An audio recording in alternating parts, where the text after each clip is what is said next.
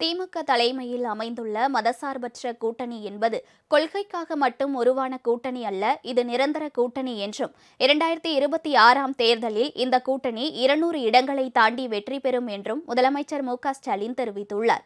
இந்திய கம்யூனிஸ்ட் கட்சி 1925ஆம் ஆண்டு இதே நாளில் கான்பூரில் தொடங்கப்பட்டது. கட்சி தொடங்கப்பட்ட நாளில்தான் இந்திய கம்யூனிஸ்ட் கட்சியின் மூத்த தலைவர் நல்லக்கண்ணுவும் பிறந்தார். இந்நிலையில் கட்சியின் நூற்றாண்டு விழாவையும் நல்லக்கண்ணுவின் பிறந்த நாளையும் செங்கொடி தோழர்கள் உற்சாகமாக கொண்டாடி வருகின்றனர். சென்னையில் உள்ள இந்திய கம்யூனிஸ்ட் கட்சியின் அலுவலகத்தில் மூத்த தலைவர் நல்லக்கண்ணு கொடியேற்றி வைத்து நூற்றாண்டு விழாவை தொடங்கி வைத்தார்.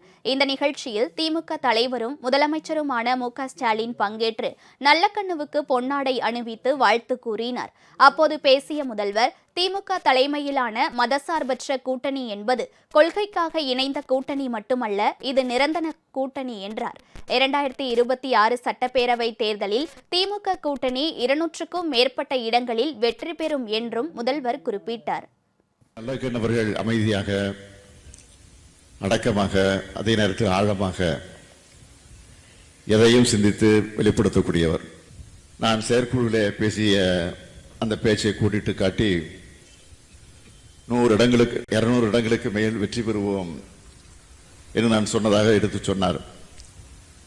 ஆனால் இன்றைக்கு இருக்கக்கூடிய நிலை என்னன்னு கேட்டால் 200 அல்ல, 200ஐயும் தாண்டி வரக்கூடிய அளவிற்கு நம்முடைய கூட்டணி அமைந்திருக்கிறது.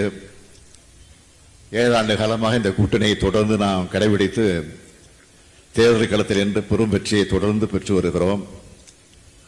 ஆக இந்த கூட்டணியை பொறுத்தவரை கொள்கை கூட்டணி மட்டுமல்ல, கொள்கை கூட்டணி என்று நாம் சொல்லிக் கொள்வது உண்மைதான். கொள்கை கூட்டணி மட்டுமல்ல, இது நிரந்தர கூட்டணி தான் என்பதை இந்த நேரத்தில் அழுத்தம் திருத்தமாக எடுத்து சொல்லி